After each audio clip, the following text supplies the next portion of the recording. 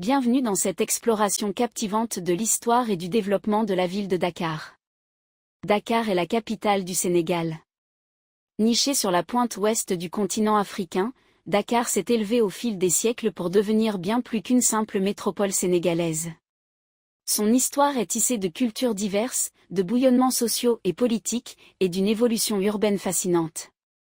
Au cours de ce voyage, nous plongerons dans les racines de Dakar, depuis ses débuts modestes en tant que village de pêcheurs, jusqu'à son statut actuel en tant que centre névralgique économique et culturel. Préparez-vous à découvrir les moments clés, les personnalités influentes et les transformations qui ont façonné cette ville dynamique au fil du temps. Les origines. Les premiers habitants sont des Mandingues. La fin du XVe siècle des pêcheurs lébous fuyant le Tekrour, un royaume situé au nord-est du fleuve Sénégal, commence à s'y établir.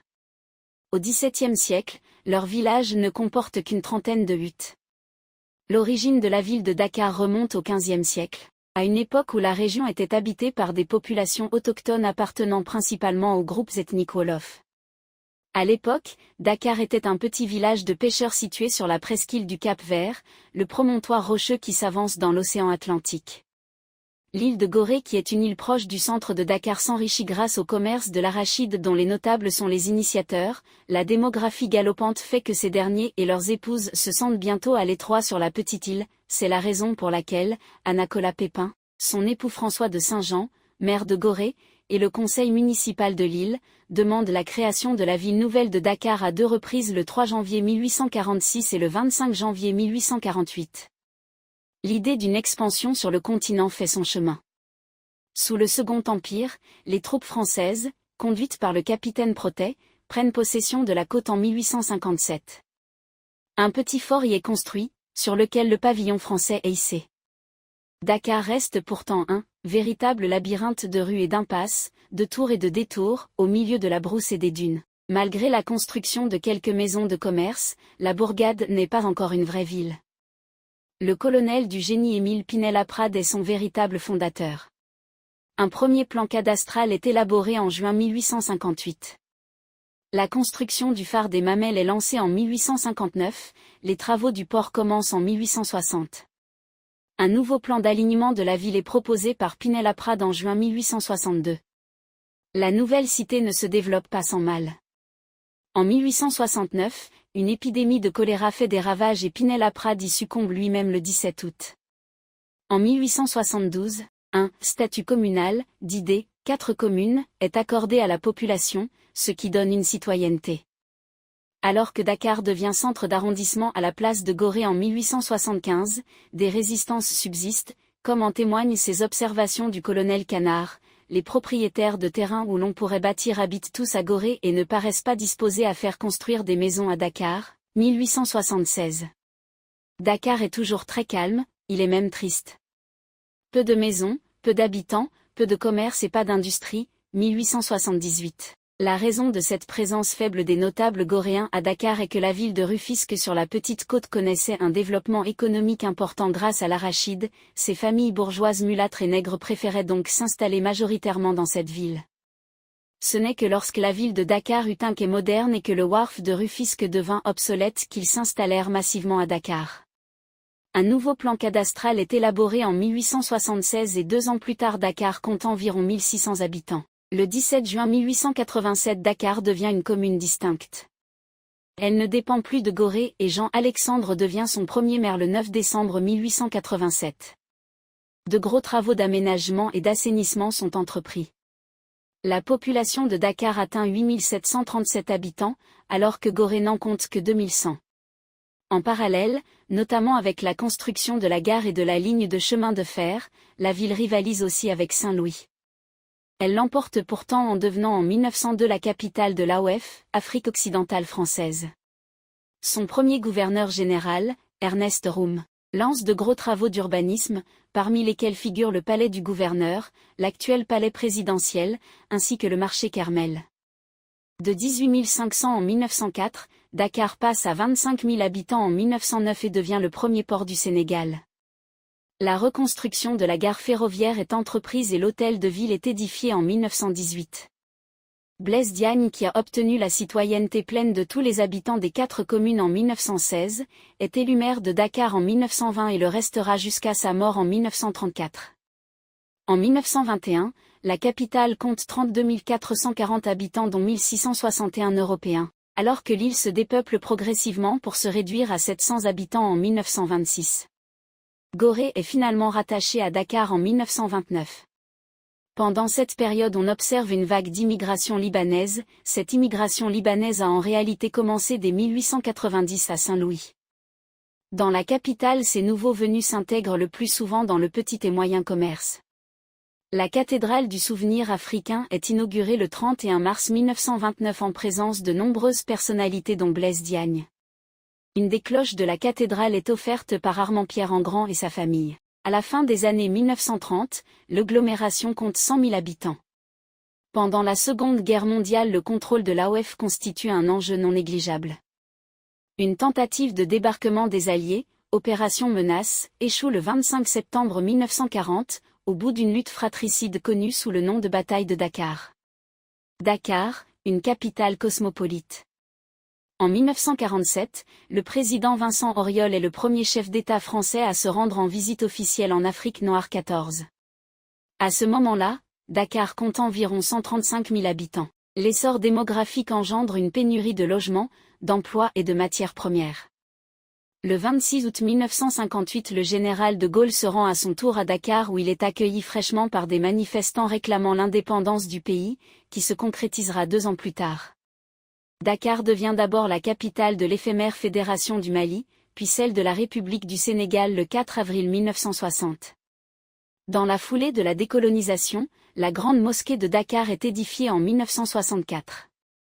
En juin 1978, le siège de la Banque centrale des États de l'Afrique de l'Ouest, BCEAO, est transféré de Paris à Dakar. Plusieurs réformes portant sur la décentralisation et la déconcentration marquent des étapes importantes dans l'évolution de la commune, d'abord en 1972, puis en 1983 et surtout en 1996 lorsque la commune de Dakar est découpée en 19 communes d'arrondissement. Le 3 avril 2010, le monument de la Renaissance africaine est inauguré pour le cinquantenaire de l'indépendance sénégalaise. Il est haut de 52 mètres et a été construit par des Nord-Coréens. Peu avant son inauguration, des centaines de personnes ont manifesté dans les rues de Dakar pour demander la démission de Abdoulaye Wade, le président du Sénégal, car cette statue a coûté entre 9 milliards et 15 milliards de francs CFA, 15 à 23 millions d'euros, alors que le pays connaît une crise économique et que la moitié de la population vit sous le seuil de pauvreté. L'agglomération dépasse depuis 2010 les 3 millions d'habitants et son engorgement croissant, pas facilité par la position géographique de la ville qui lui permet difficilement de s'étendre, constitue un défi majeur pour les transports, le développement et l'environnement, à tel point que la fondation d'une nouvelle capitale administrative est à l'étude depuis cette même année. Économie. Le secteur industriel, traditionnellement orienté vers les industries alimentaires, chimiques ou textiles, le secteur du bois et de l'ameublement ainsi que le raffinage, rencontre aujourd'hui des difficultés. Comme ailleurs, l'industrie textile souffre des importations chinoises. Les industries chimiques du Sénégal, ICS, traversent une grave crise depuis 3 ans. L'industrie des matériaux de construction est présente dans la ville avec l'usine de ciment et de granulats du groupe français Vicat.